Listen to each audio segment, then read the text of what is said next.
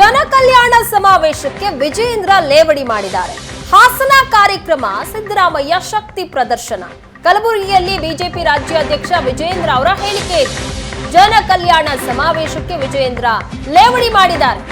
ಜನಕಲ್ಯಾಣ ಮಾಡಿದ್ರೆ ಡಿಕೆಶಿ ಪರಿಸ್ಥಿತಿ ಏನಾಗಬೇಕು ಅಂತ ಪ್ರಶ್ನೆ ಮಾಡಿದ್ದಾರೆ. ಮುಖ್ಯಮಂತ್ರಿ ಆಗಲು ಡಿಸಿಎಂ ಡಿಕೆಶಿ ಕಾಯ್ತಾ ಇದ್ದಾರೆ. ಹಾಸನಕ್ಕೆ ಡಿಕೆಶಿ ಹೋಗಿ ಕಾರ್ಯಕ್ರಮ ಹೈಜಾಕ್ ಮಾಡಿದ್ರು ಅಂತ ಲೇವಡಿ ಮಾಡಿದ್ದಾರೆ. ಜನಕಲ್ಯಾಣ ಸಮಾವೇಶಕ್ಕೆ ಹಾಸನದಲ್ಲಿ ನಡೆತಿರ್ತಕ್ಕಂಥ ಜನಕಲ್ಯಾಣ ಕಾರ್ಯಕ್ರಮ ಅದು ಸಿದ್ದರಾಮಯ್ಯನವರ ಶಕ್ತಿ ಪ್ರದರ್ಶನ. 3 ಚುನಾವಣೆಗಳು ಉಪಚುನಾವಣೆಗಳನ್ನ ಗೆದ್ದಿದ್ದೇನೆ, ಯಾವುದೇ ಕಾರಣಕ್ಕೂ ಮುಖ್ಯಮಂತ್ರಿ ಸ್ಥಾನವನ್ನ ಬಿಟ್ಕೊಡೋದಿಲ್ಲ ಅನ್ನುವ ಧಮಕಿ ಇದೆಯಲ್ಲ, ಅದನ್ನ ಜನಕಲ್ಯಾಣ ಅಂತ ಹೆಸರು ಇಟ್ಕೊಂಡು ಮಾಡಕ್ ಹೊರಟಿದ್ರು. ಪಾಪ ಡಿ.ಕೆ. ಶಿವಕುಮಾರ್ ಇವತ್ತು ರಾಜ್ಯದಲ್ಲಿ ಕಾಂಗ್ರೆಸ್ ಸರ್ಕಾರ ಬರಬೇಕು ಅಂತ ಹೇಳಿದ್ರೆ ನಂದು ಕೂಡ ಪಾತ್ರದ 50% ಅಂತೇಳಿ ಡಿ.ಕೆ. ಶಿವಕುಮಾರ್ ಮುಖ್ಯಮಂತ್ರಿ ಆಗೋದಕ್ಕೆ ಕಾಯ್ತಾ ಇದ್ದಾರೆ. ಇವರು ಜನಕಲ್ಯಾಣ ಅಂತೇಳಿ ಹೊರಟ್ರೆ ಅವ್ರ ಪರಿಸ್ಥಿತಿ ಏನಾಗಬೇಕು? ಹಾಗಾಗಿ ಪಾಪ ರಾಜ್ಯದ ಅಧ್ಯಕ್ಷ ಮುಂಚಿತವಾಗಿ ಹೋಗಿ ಹಾಸನದಲ್ಲಿ ಆ ಕಾರ್ಯಕ್ರಮ ಹೈಜಾಕ್ ಮಾಡಿದ್ರು.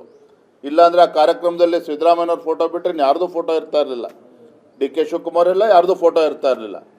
ಅಂದರೆ ಎಲ್ಲೋ ಒಂದು ಕಡೆ ಕಾಂಗ್ರೆಸ್ನಲ್ಲಿ ಮುಖ್ಯಮಂತ್ರಿ ಗಾದಿಗೆ ಪೈಪೋಟಿ ಏನಿದೆ ಅವರೇ ಹೇಳಬೇಕು. ಇವತ್ತು ಮುಖ್ಯಮಂತ್ರಿಗಳು ಬಹಿರಂಗ ಪಡಿಸ್ಬೇಕಾಗ್ತದೆ ಏನು ಒಪ್ಪಂದ ಆಗಿದೆ, ಒಳ ಒಪ್ಪಂದ ಆಗಿದೆ ದೆಹಲಿನಲ್ಲಿ ಕಾಂಗ್ರೆಸ್ ಹೈಕಮಾಂಡು ಸಿದ್ದರಾಮಯ್ಯ ಡಿ.ಕೆ. ಶಿವಕುಮಾರ್ ಮಧ್ಯೆ.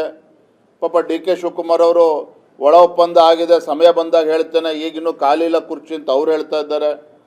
ಅವರೇ ತಿಳಿಸ್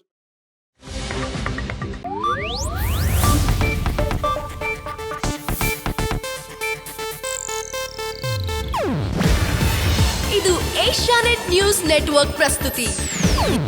ನೀವು ನೋಡ್ತಿದ್ದೀರಾ ಏಷ್ಯಾನೆಟ್ ಸುವರ್ಣ ನ್ಯೂಸ್.